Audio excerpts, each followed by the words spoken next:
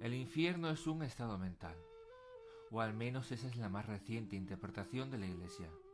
Ya no es un lugar concreto en el que las almas son condenadas, sino una situación espiritual a la que las personas pueden caer nada más morir, consistente en el alejamiento y ausencia de Dios. Sin embargo, hay quien duda de que esto sea tan sencillo, o incluso propone una teoría aún más terrible y perturbadora. El infierno no es algo que podría guardarnos tras esta vida, sino que esto que andamos viviendo, aquí y ahora, ya es el infierno. Buenas tardes, buenos días, buenas noches. Bienvenidos al Gato de Ugarit, un programa dedicado a la especulación y al misterio. Enigmas históricos y prehistóricos, lugares mágicos, otros mundos, otras realidades. Lo primero que no hay que olvidar es que el infierno es un concepto cristiano, aún más casi exclusivo de la Iglesia Católica. Por ello, ¿qué entiende la Iglesia por infierno? Desde la publicación del Nuevo Catecismo en 1997, el infierno es comprendido como un estado mental, más bien como una situación espiritual en la que puede sumirse la persona nada más morir, consistente en el alejamiento de Dios. Si Dios es amor, es el sentimiento supremo de gracia y dicha, si en su presencia nos imbuimos y quedamos inundados de esa luz de éxtasis y gozo, el individuo que se aleja de Dios no participa de esa sensación, se sume en la soledad, en el desamparo, en el aislamiento, el tedio, el ensimismamiento, el horror de los espacios insondables e infinitos bajo las criaturas que acechan, vagando sin un destino y un propósito definido. Esta idea de acercamiento o alejamiento de Dios ya estaba presente en parte en la mística medieval, por ejemplo en el sufismo islámico. El místico sufí busca el ascetismo, la abstinencia, el abandono de sí mismo, con el fin de unirse, de hacerse solo uno con Alá. Alá lo es todo, es la unidad completa, la percepción de lo sublime. Ningún sufrimiento importa, nada perecedero es relevante, puesto que Él es la suprema expresión de amor. Es suficiente, acoge y nada queda fuera de Él, ni el tiempo ni el espacio. La plenitud es lo que aguarda en torno a Él. Aunque esta idea de cielo e infierno como cercanía o alejamiento de Dios puede desembocar en una conclusión inesperada. Si el infierno es la separación de Dios, perfectamente esta realidad en la que vivimos, esta dimensión en la que nos componemos como materia y energía, desarrollada en las tres dimensiones más el tiempo, es el infierno. Argumentos no faltarían.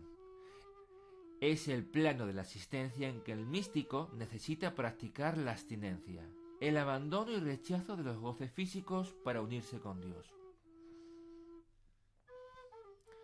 Por lo tanto, Dios no está en principio con nosotros.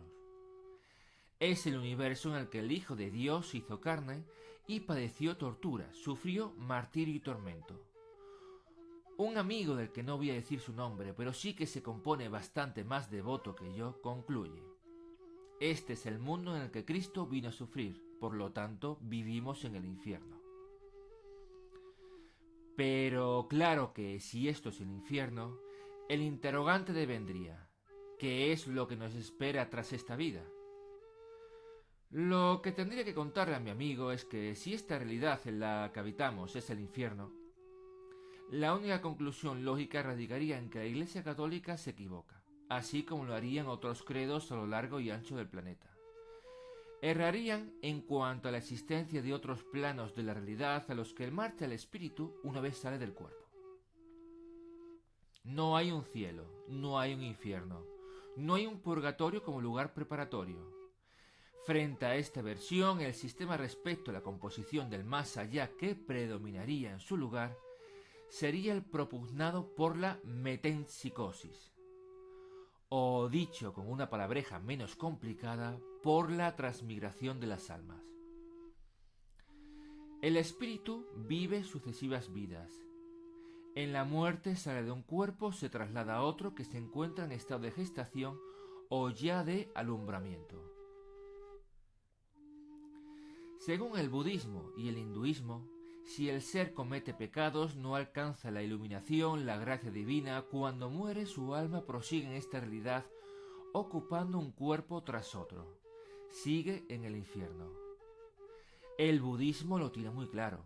El objetivo del adepto es escapar de la rueda de las reencarnaciones, de ese continuo ocupando carcasas de carne y hueso una tras otra. El propósito del adepto es seguir la vía de la iluminación, del progresivo perfeccionamiento moral y espiritual en esta o en las sucesivas existencias hasta alcanzar el nirvana. A voz de pronto, este concepto podría traducirse como la no vida, la nada, no seguir existiendo, sumirse en la falta de conciencia, o más bien en la plena comunión con la divinidad. Sería algo similar a lo que busca el místico sufí, hacerse solo uno con Dios, mas con la distinción de que conlleva el olvido de la propia conciencia, de la propia individualidad. Entonces, siguiendo este pensamiento, se podría concluir que para el budismo, así como para muchas otras religiones orientales, el infierno no es tanto este mundo como la individualidad. El ego.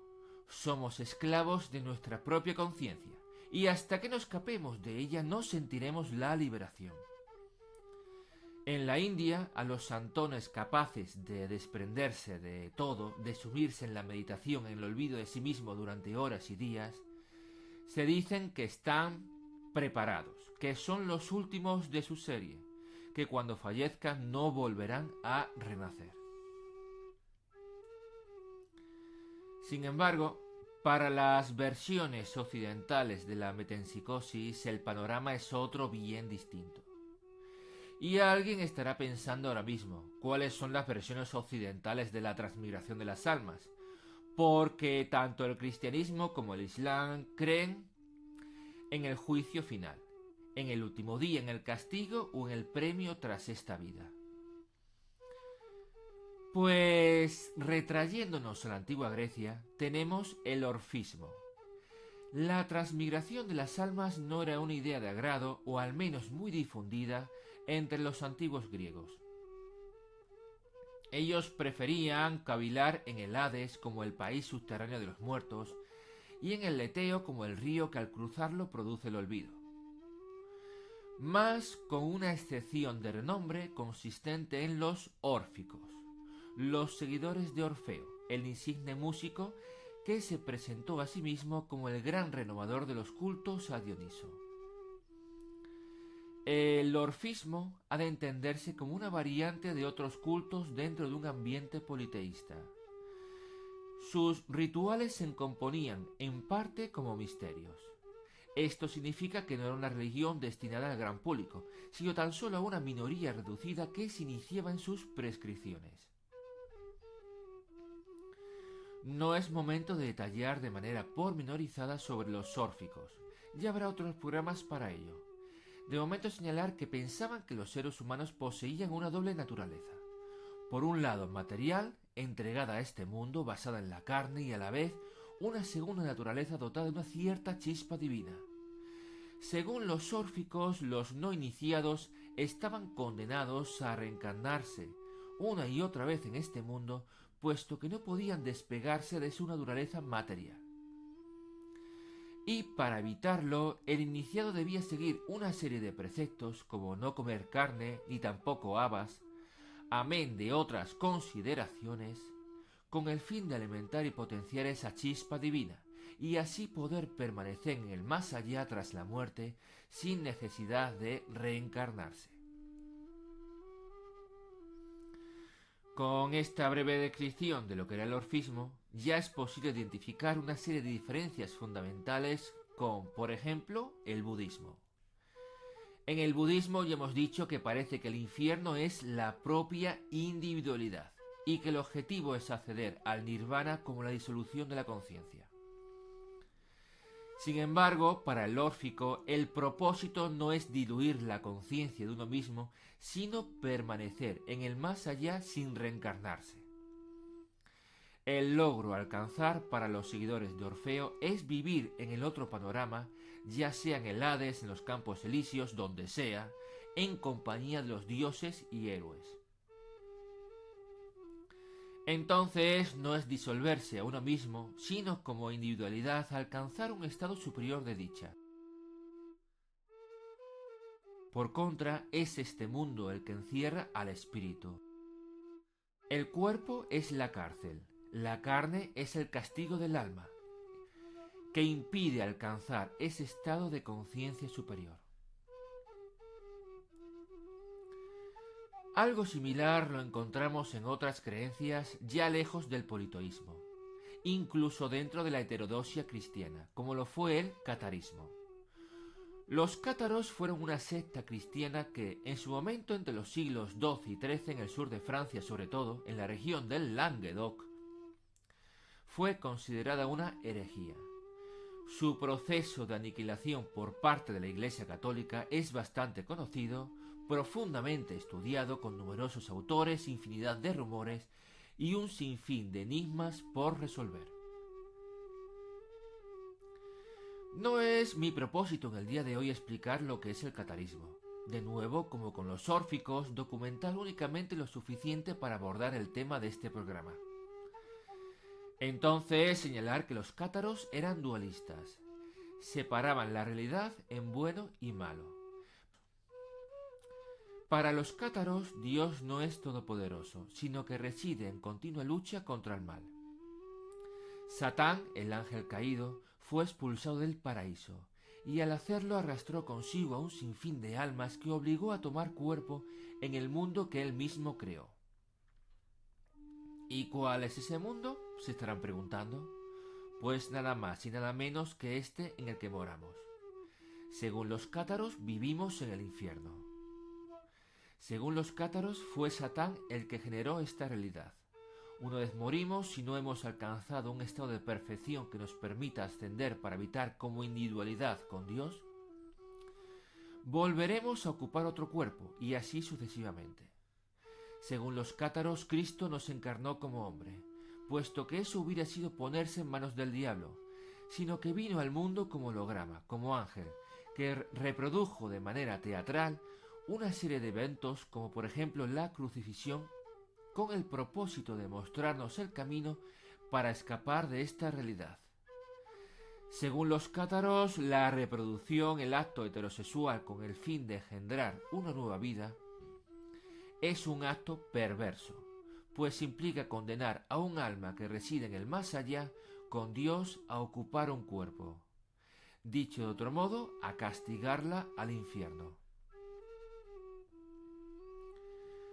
Como he señalado, los cátaros fueron perseguidos y prácticamente exterminados en la primera mitad del siglo XIII. Hay quien especula que pervivieron de algún modo, que su cúpula consiguió escapar y situarse en el mundo subterráneo de los secretos, el dominio y los misterios, que su fe sigue viva en algunos grupos aislados. La verdad es que no hace falta que siga viva. La sensación de que este mundo es el infierno no ha desaparecido nunca. Probablemente haya habido en todas las épocas heterodoxos que la han cultivado o perpetuado, ya sea como órficos, como paulistas, dualistas, bogomilas, cátaros y demás. En la actualidad, por ejemplo, se reinterpreta en términos muy imaginativos. Por ejemplo, por señalar una de las más sorprendentes, a manera de simulación informática. No faltan quienes indican que residimos en Matrix, tal como en la película de las Wachowski. Literalmente, no falta quien especula que habitamos atrapados en una recreación virtual a modo de juego. Incluso últimamente ha habido algún que otro artículo publicado en un medio serio que lucubra sobre el tema. También, otra creencia bastante difundida por internet es que nuestros espíritus en verdad se componen como entidades de 5 dimensiones atrapadas en cuerpos de 3. ¿Por qué motivo? Supuestamente porque somos las víctimas de una guerra cósmica, no se sabe de quién contra quién, pero cuyo resultado es que nos vemos atrapados en estas envolturas de carne, hueso y flemas como un castigo. Somos las víctimas de esa confrontación, de ese conflicto, los excluidos sin saber cómo ni por cuál razón, ni de qué manera escapar de esta realidad. Aparentes chifladuras aparte, lo que sí es cierto, y con esto entro en la conclusión, es que no existe un consenso unificado de lo que nos espera en el más allá. Como homínidos llevamos 2 millones de años sobre este planeta.